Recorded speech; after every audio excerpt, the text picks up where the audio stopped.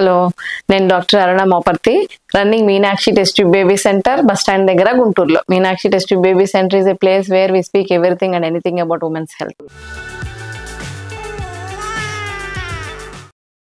నీటి బుడగలు ఉన్న వాళ్ళు వెయిట్ తగ్గండి అని చాలా హాస్పిటల్స్ లో చెప్తున్నారు మేడం. కానీ ఎలా తగ్గాలో తెలియట్లేదు. నేను చాలా కష్టపడి ట్రై చేస్తున్నాను. నేను ఏమీ తినటం లేదు, అయినా తగ్గటం లేదు. నా బాడీ తత్వం ఇంతే, నేను ఇంకేం చేయలేను అని చాలా మంది చెప్తూ ఉంటారు నా పేషెంట్స్. దానికోసం ఎలాగా అంటే బేసిక్ నా ఓపీలో నా పేషెంట్స్ కి నేను ఏమేం చెప్తాను అనేది ఈ వీడియోలో చెప్పాలనుకుంటున్నాను.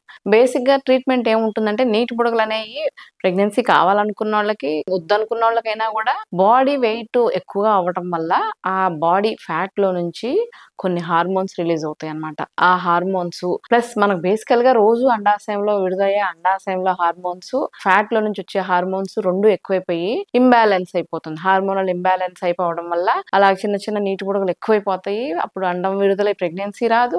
ప్రెగ్నెన్సీ వద్దు అనుకునే వాళ్ళకి నెలసర్లు కూడా సరిగ్గా రావు. సో దీనికి ట్రీట్మెంట్ ఏంటి అంటే, దీని పర్మనెంట్ గా ట్రీట్మెంట్ ఏమీ ఉండదు. రోజు కన్సిస్టెంట్ గా ఇక మన బాడీలో అది కూడా ఓ పార్ట్ అన్నట్టు ఎవ్రీడే కొంచెం డైట్, కొంచెం ఎక్సర్సైజెస్ ఈ రెండు చేసుకుంటూ ఉంటే ప్రెగ్నెన్సీ కావాలనుకునే వాళ్ళకి 40% ఆఫ్ ద ట్రీట్మెంట్ ఏంటంటే వెయిట్ రిడక్షన్. మీరు ఒక 60-70 కేజెస్ ఉన్నారనుకోండి, ఆ 60-70 కేజెస్ లో ఒక 10% ఆఫ్ యువర్ వెయిట్ అంటే 6-7 కేజెస్ వెయిట్ తగ్గారంటే చక్కగా ప్రెగ్నెన్సీకి రావడానికి ఏమి ఎలాంటి డిస్టర్బెన్స్ ఉండదు.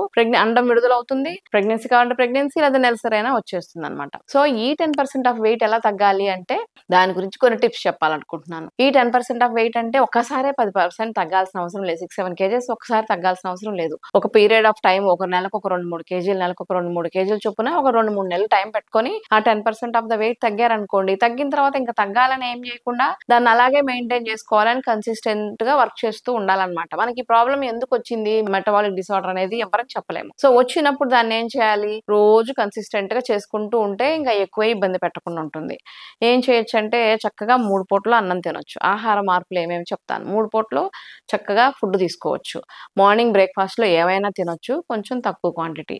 లంచ్ కి వచ్చేప్పటికి ఎక్కువ కర్రీస్ తీసుకోవాలి. ఇప్పుడు మీరు రోజు ఒక 2 కూరలు వండుకుంటారనుకోండి, మనం మామూలుగా మన ఇండియన్ సిస్టమ్ ఎలా ఉంటుందంటే, మనం ఇంత అన్నము ఇంత కూర వేసుకొని తింటాము. అలా తినకూడదు. మన నీటి బుడగలు ఉన్న వాళ్ళని ఎవరైనా కూడా బేసికల్లీ ఎలా తీసుకోవాలంటే, ఇంత అన్నంలో ఇంత కూర తినాలన్నమాట. సో మోర్ కర్రీ అండ్ తక్కువ రైస్. రైస్ వల్ల మనకు వచ్చే బలం కన్నా కూడా ఫ్యాట్ ఎక్కువ, దాని వల్ల నష్టం ఎక్కువ జరుగుతూ ఉంటుంది అనమాట. ఇన్సులిన్ డిస్టర్బెన్సెస్ అవన్నీ వచ్చేసి ఇంకా మనకు ప్రాబ్లమ్స్ ఎక్కువ అవుతా ఉంటాయి. సో అందుకని రైస్ అవాయిడ్ చేసుకోవడానికి ట్రై చేస్తే మంచిది. ఇంకా ఆ రైస్ లో కూడా కర్రీస్, ఇంకొంచెం బర్గర్లు, చీజ్లు, ఆయిలీ ఫుడ్స్, కూరల్లో కూడా ఫ్రైడ్, ఎక్కువ నూనె వేసిన ఫ్రైస్, ఆయిల్ ఫుడ్స్ ఉంటాయి కదా, మన ఇంట్లో రొటీన్ గా వండుకుంటూ ఉంటాం. చక్రాలు, బజ్జీలు లాంటి ఆయిల్ లో వండుకునే ఫుడ్స్, అలాంటివన్నీ అవాయిడ్ చేసేసుకుంటే మంచిది. సో మధ్యాహ్నం కొంచెం అన్నం, ఎక్కువ కూర.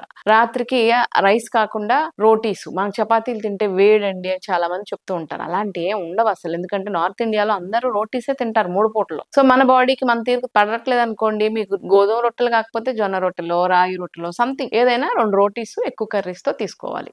సో ఈ ఆహారంలో ఇప్పుడు నేను చెప్పిన అన్ని అవాయిడ్ చేసేసుకొని, ఈ కొంచెం మీల్ అడ్జస్ట్మెంట్ చేసేసుకొని, ఇంకా నెక్స్ట్ ఇంపార్టెంట్ ఏంటంటే life style changes. Life style changes లో ఎక్కువసేపు దాకులు నిద్రపోవడం, ఎక్కువ కూర్చొనే ఉండడం. ఈ కాలేజ్ పిల్లలకు కూడా పాపం ఎక్కువ కాలేజ్కి వెళ్తే మార్నింగ్ నుండి ఈవినింగ్ దాకా కూర్చొని ఎక్కడక్కడ ఫ్యాట్ అక్యుములేట్ అయిపోతూ ఉంటుంది. దాని వల్ల కూడా హార్మోన్స్ డిస్టర్బెన్సెస్ వస్తాయి అనమాట. సో కొంచెం బాగా మనం కదలికలు ఇంక్రీజ్ చేయాలి. ఎలా అంటే, కొంచెం రోజు ఒక 20 minutes బ్రిస్క్ వాక్, చాలా ఫాస్ట్ గా చెమటలు వచ్చేటట్టు నడవాలి. అంత బ్రిస్క్ వాక్ వల్ల కొంచెం ఫ్యాట్ అదంతా తగ్గుతుంది. చిన్నగా స్లోగా చెమటలే పట్టకుండా నడిచి గంటన్నర నడిచినా కూడా వేస్టే. సో బ్రిస్క్ వాక్, జాగింగ్ లాగా చేసిన ఒక 15-20 minutes సరిపోతుంది. బయటకు వెళ్ళడం కుదరదు, నడవడానికి కుదరదు అనుకుంటే స్కిప్పింగ్ చేయొచ్చు. రోజుకు ఒక 100 times స్కిప్పింగ్ చేయడానికి ఒక 10 నిమిషాల టైమే పడుతుంది. దాంతో కూడా కొంచెం బాగా రెస్పాన్స్ వస్తుంది. లేదంటే గుంజులు తీయొచ్చు. రోజుకు ఒక 50 సార్లు గుంజులు తీస్తే కూడా బాగుంటుంది. సో ఈ 15-20 minutes of time me body కోసం మీరు రోజు స్పెండ్ చేసుకున్నారంటే, ఇంకా మీ హార్మోన్స్ డిస్టర్బెన్స్ అంతా వెయిట్ రిడక్షన్ తో క్లియర్ అయిపోతుంది. సో ఈ 40% ఆఫ్ ద వెయిట్ 2-3 నెలల్లో తగ్గాలి. తగ్గినా కూడా కన్సిస్టెంట్ గా ఇలాగే మెయింటైన్ చేసుకుంటూ ఉంటే పీసీఓడికి చెక్ పెట్టొచ్చు, ప్రెగ్నెన్సీ చక్కగా వస్తుంది.